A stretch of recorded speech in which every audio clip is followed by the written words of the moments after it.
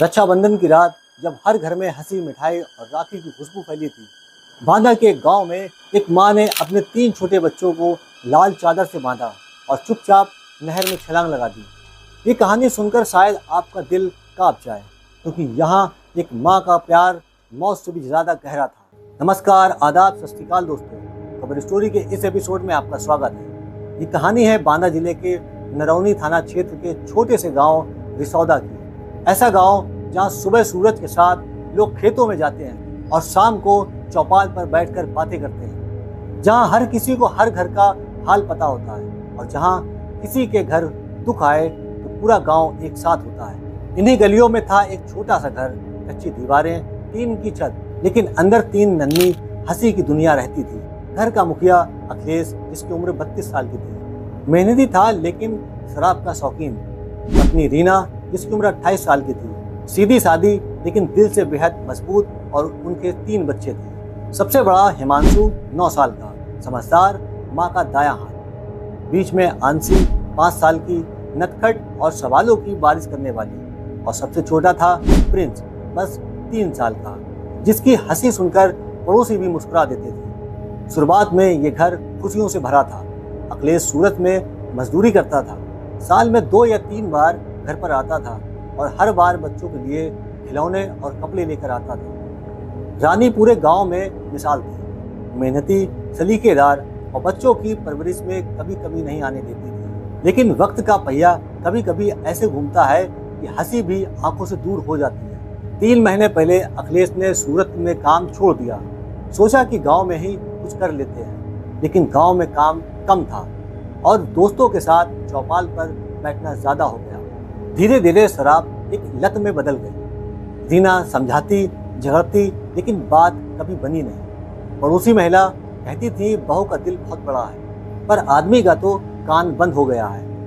9 अगस्त की सुबह रीना ने सोचा, आज का दिन खास होगा।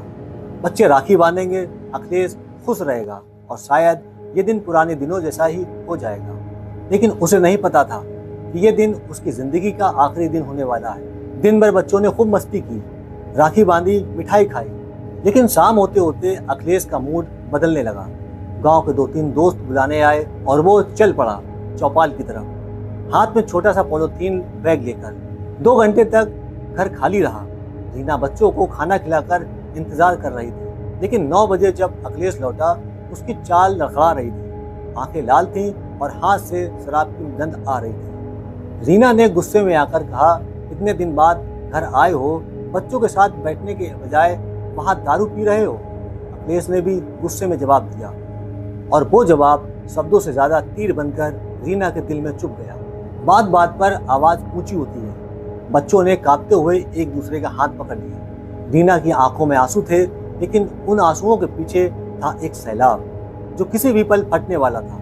करीब 10 बजे अखिलेश आंगन में सो गया। रीना ने कुछ नहीं कहा, बस धीरे धीरे बच्चों को कमरे में बुलाया। उसके चेहरे पर ना गुस्सा था, ना डर, बस एक अजीब सी शांति। उसने बच्चों को ऐसे बांधा जैसे माँ अपने बच्चों को ठंड से बचाती है। बेटा बेटी को हाथ में और छोटे बच्चे को कमर से। फिर खुद ने चादर का एक हिस्सा अपने कमर में बांधा और घर का दरवाजा खोलकर अंधेरी रात में निकल पड़ी। गांव सो चुका था, बस कुछ कुत्तों की आवाजें भौंकने की आ रही थी और साथ में चल रही थी ठंडी हवा। रीना के कदम भारी थे, लेकिन आंखों में ना आंसू था, न कोई डर, जैसे उसने मन ही मन सब तय कर लिया हो। करीब आधे घंटे पैदल चलने के बाद वो उस नहर पर पहुंची जिसे गांव वाले काला पानी कहते हैं, क्योंकि यहाँ गिरा हुआ कभी वापस नहीं आता। उसने अपने बच्चों के सिर सहलाए और धीरे से कहा, अब कोई तुम्हें तंग नहीं करेगा।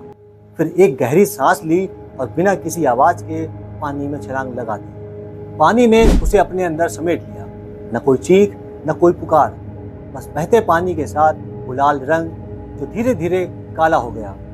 सुबह हुई जब रोशनी ने नहर के किनारे सन्नाटा तोड़ा, तब वहाँ बिखरे थे वो लाल रंग की चादर के निशान, और फिर पानी से निकाले गए 4 शव, एक माँ और 3 मासूम बच्चे, जिनके साथ छेड़छाड़ का कोई सवाल ही नहीं रहा। रिसौरा गांव के लोग सदमे में थे। हर किसी के होठों पर यह सवाल था, कैसे टूट गया ये परिवार, क्यों कोई नहीं बचा पाया। हर किसी के आंखों में आंसू लिए इस घटना को हर रक्षाबंधन पर याद रखेगा और शायद ये याद दिलाता रहेगा कि हमारे बीच छुपे दर्द को समझना जरूरी है। पुलिस ने पति अखिलेश को हिरासत में लेकर पूछताछ शुरू कर दी। उसका कहना था कि शराब के नशेबाजी के बाद हुई कहासुनी ने इस दर्दनाक कदम को जन्म दिया। लेकिन क्या बस इतना ही था या कहीं कोई और गहरा दर्द जिसे किसी ने समझने की कोशिश ही नहीं की? अब बात समझदारी की।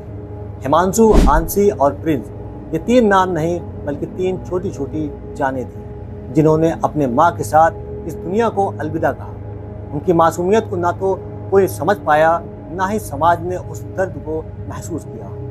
हम अक्सर बड़े मुद्दों में उलझ जाते हैं, झगड़े, विवाद, असहमति, लेकिन भूल जाते हैं कि इसके पीछे सबसे ज़्यादा असर पड़ता है उन छोटे छोटे बच्चों पर जो अपनी माँ की गोद में खुद को सबसे सुरक्षित समझते हैं। उनके लिए माँ का प्यार दुनिया की सबसे बड़ी ताकत होती है। लेकिन क्या हो जब वही माँ खुद को इतनी मजबूत महसूस करे कि वो अपने बच्चों के साथ उस आखिरी कदम को उठाए? क्या समाज, परिवार या हम में से कोई भी उस दर्द को समझने की कोशिश करता है? क्या हम सिर्फ नशे, झगड़े और विवादों पर ध्यान देते हैं और उन मासूम बच्चों की खुशियों को भूल जाते हैं जिन्हें हमें सुरक्षित रखना था?